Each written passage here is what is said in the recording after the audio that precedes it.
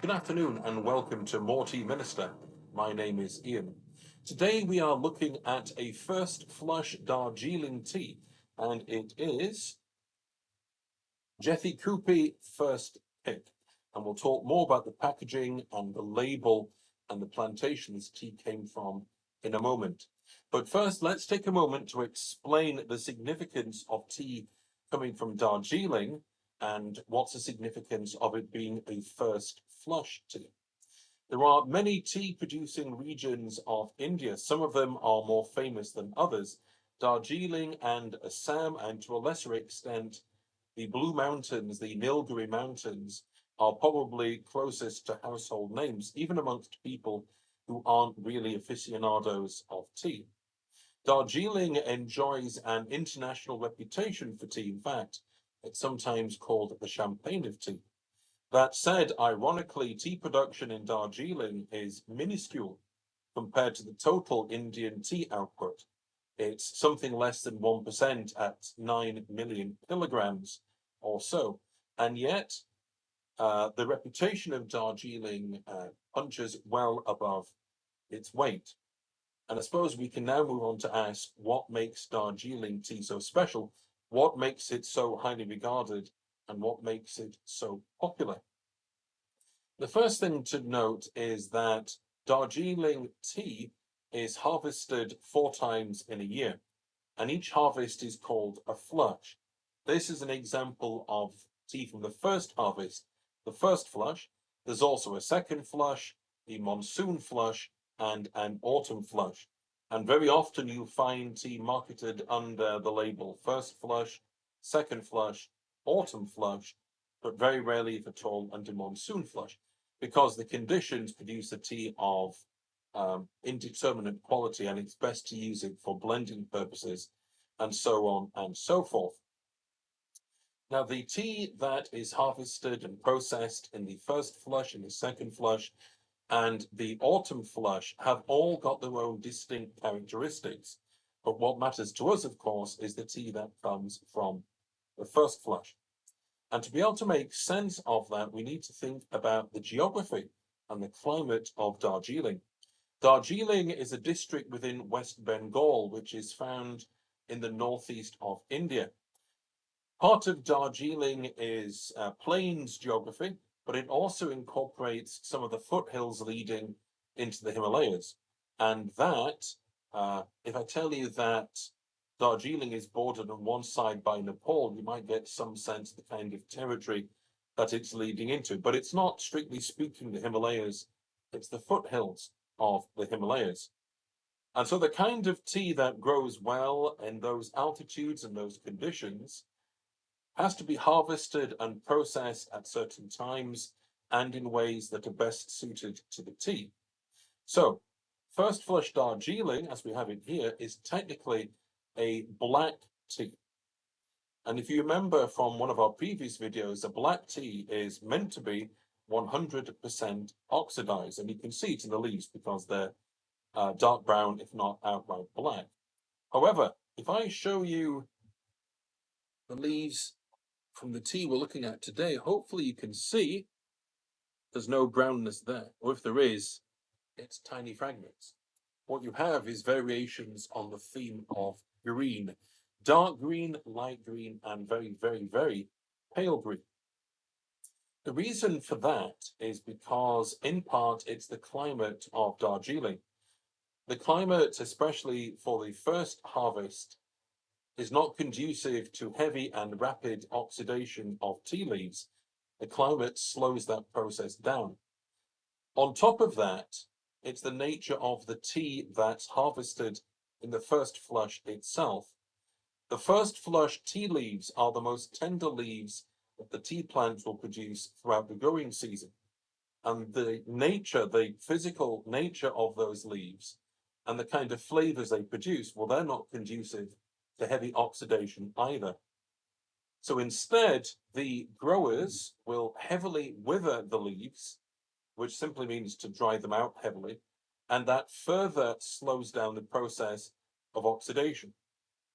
All in all, it means it can be carefully controlled, and the final product is something that, To the naked eye, it looks more like a green oolong or a green tea or a white tea than it does a black tea. So, what is it like to be producing tea in Darjeeling? Well, there are at the minute 87 tea estates, and that brings us to the producers of our Jethikupi first pick. It says on the label here, Gopaldara Tea Estate, but that might be slightly misleading because that's not the name of the specific tea estate that produced this tea.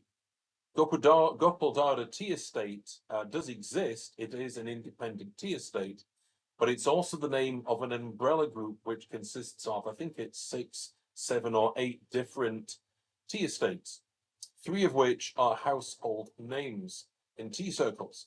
There is Gopaldara Tea Estate, there is the very famous Avon Grove Tea Estate, and there are the producers and the growers of this tea, the Rohini Tea Estate. What makes things slightly confusing or more confusing is that normally this packaging distinguishes between whether the tea has come from Gopaldara or whether it's come from Rohini, but in this case, we've just got the sort of umbrella title of Gopaldara. Just talking a little more about the packaging. The packaging comes as standard for 25 and 50 grams, at least in cardboard boxes. It can also come in metal caddies, and there's more variety in those, and those are very striking. There's plenty of information provided on this packaging, even though it comes out, even though the packaging itself isn't very big. There's nutritional information, there's details about Gopaldara itself, and most importantly, there are brewing instructions as well. Instructions for green tea, white tea, oolong, and black tea. And the reason for that is that Gopaldara Tea Estate as an entity, as an umbrella group, has diversified well beyond simply producing black tea and produces all of those other kinds as well. Not only that, there is more than one kind of black tea produced in the first flush, and we'll talk more a little bit about that later on when it comes to the availability of these teas. So just moving to the inside, it comes in quite a sturdy silver foil packet, kind of plasticized, I should point out. I, of course, have opened this so we can have some tea leaves, but when it was unopened, it wasn't vacuum packed, it was more like a protective atmosphere, so you know that the leaves are in good condition. Thanks to the website for Gopaldara, and thanks to some information provided on the bottom of the box, we can be a lot more clear as to what freshness actually means in this situation. So the bottom of the box provides us with the date of packing of the tea, which was the 1st of February, and that allows for a best before date of the 31st of July of next year to be provided. However, you can tell from this that the tea is still quite fresh. It's nowhere near a year old at the moment, which is very important with teas that are effectively green oolongs or green teas or white teas by their nature. They don't have a very long shelf life. So, what's the best way to brew a tea like this? Well, you may notice that for the first time I have here a cup and saucer, and that's in deference to the fact that we are brewing this tea in the Western style. The tea can be brewed in a gongfu style, and our next video will look into that. It'll be a voyage of discovery for me because I haven't brewed it gongfu. But the tea is designed, if we can put it that way, and has always been intended to be brewed in a Western style. And I have here a teapot staying warm in its cozy with tea that I have already brewed. Now, don't worry, this video has been going on for the better part of 10 minutes, but the tea has already been strained. The leaves have already been removed.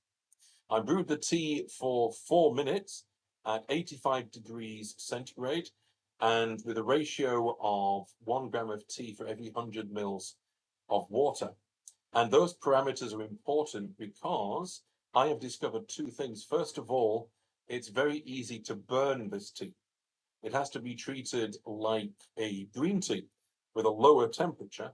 And also, if you use too much leaf in the teapot, then it takes on a bitter herbal quality.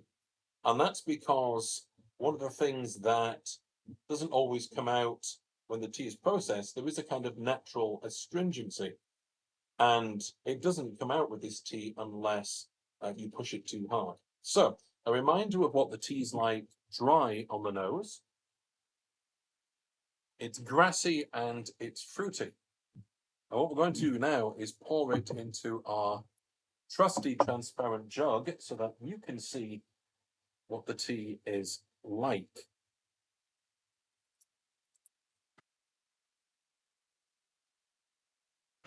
There's more in the pot, but we'll just leave it at that. First, let's look at the appearance. I can smell it already. It's wonderful. Let's look at the appearance. I would say that's a greeny gold color. Hopefully I can put it somewhere where you can see that. Maybe about there. I think you can see it there. A lovely greeny gold color. On the nose, the fruity quality is that there's actually a sort of real sweetness, almost a floral note as well. So let's pour it into our cup and saucer. Incidentally, I'm being very careful with this cup and saucer because this was actually part of our wedding tea set. And I don't think it's been brought out of the cupboard very many times in all the years that we've been married. So I want to be very careful not to damage it. So is it any different on the cup than it is from the jug? It kind of concentrates the fruity quality. And let's finally try a sip.